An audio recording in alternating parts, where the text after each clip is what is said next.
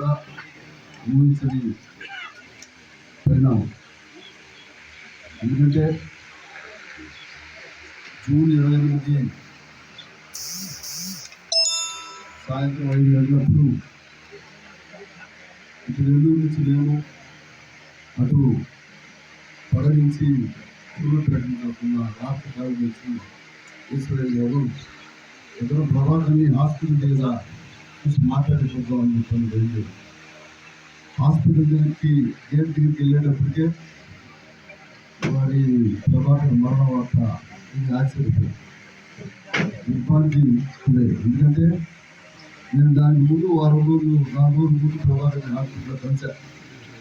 అప్పుడు ఐసీయూలో నుంచి బయటకు వచ్చేసి ఆక్సిజన్ ఆయన పెట్టుకోవడం తీసి మాట్లాడారు కూడా తొందరగా వచ్చేసి పార్టీ యాక్టివిటీస్లో పాల్గొంటామని చెప్పని ఆయన చెప్పిన మాట ఇప్పుడు కూడా నాకు చెవులో వింటాం. ప్రభాకర్ను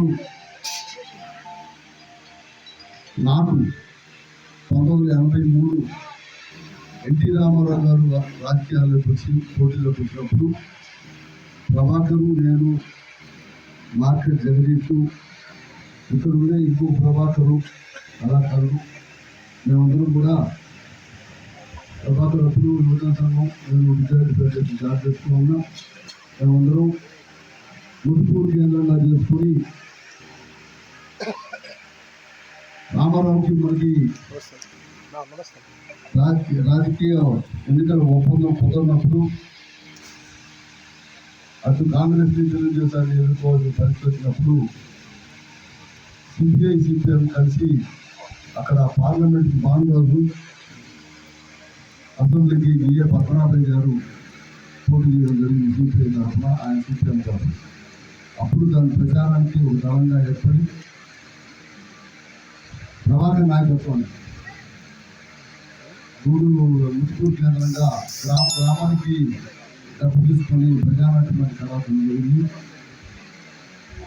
కమ్యూనిస్ట్ అభ్యర్థిని గెలిపించిందని చెప్పని ప్రచారం చేసినప్పటి నుంచి నాకు ప్రభాకర్తో పరిచయం. ఆనాటి నుంచి ప్రభాకర్ మరణించేంత వరకు కూడా అనేక కార్యక్రమాల్లో నేను ప్రభాకర్తో చాలా సన్నిహితంగా ఉండేవాడిని. ఎందుకంటే ప్రభాకర్ దగ్గర అందరినీ కలిసిపోయిపోయే గుణం ఉంది.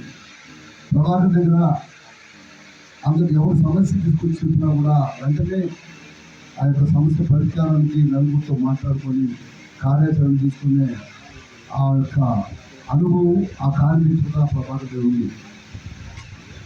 అటువంటి ప్రభాకరు ఇవాళ మన మధ్య లేకపోవడం చాలా బాధాకరమైన విషయం.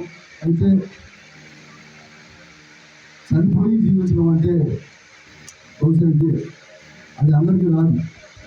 కమ్యూనిస్ట్ ఉద్యమంలో నిరంతరం పేద ప్రజల కోసం, పేద ప్రజల సమస్యల పరిష్కారం కోసం అటు వ్యవసాయ కార్మిక సంఘం, అటు యువజన రంగం, అటు పార్టీ, నెల్లూరు ఉభయ జిల్లాలో పార్టీ, చిన్న తర్వాత పార్టీ, అది గూడూరు అటువైపు వెళ్ళినప్పుడు, తిరుపతి వెళ్ళినప్పుడు తిరుపతి పార్టీలో కూడా ప్రభాకర్ కీలకంగా వ్యవహరించడమే కాక రాష్ట్ర కంట్రోల్ కమిటీ సభ్యుడిగా, వ్యవసాయ కార్మిక సంఘం రాష్ట్ర ఉపాధ్యక్షుడిగా ప్రభాకర్ తన సేవలు ఆఖరి వరకు పనిచేస్తూ ఈ అనేక భూపోరాటాల్లో పేద ప్రజలకి, ముఖ్యంగా వ్యవసాయ కార్మికులకి భూమి లేని హరిజన గిరిజనుల కోసం భూములు సాధించి పెట్టేదాని కోసం ప్రభాకరు ఆయన ఎర్రజెండా పట్టుకుని ఎర్రజెండా నీడలో ఎర్రజెండా